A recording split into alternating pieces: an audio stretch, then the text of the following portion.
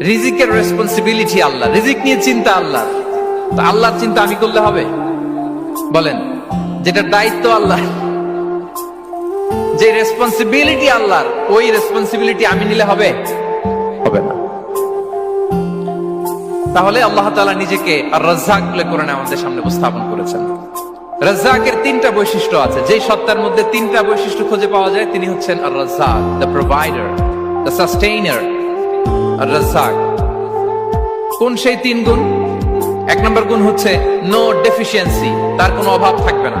who continuously provides sustenance to his creatures, যে লাগাতার নিয়মিত রিজিকের রেসপন্সিবিলিটি আল্লাহ, রিজিক নিয়ে চিন্তা আল্লাহ।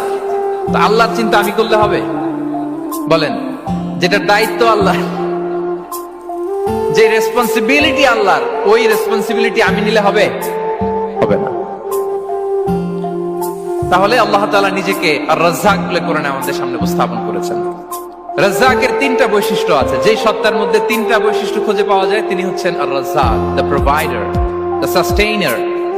আর রাজ্জাক কোন সেই তিন গুণ? এক নম্বর গুণ হচ্ছে নো ডেফিসিয়েন্সি, তার কোনো অভাব থাকবে না। who continuously provides sustenance to his creatures, যে লাগাতার নিয়মিত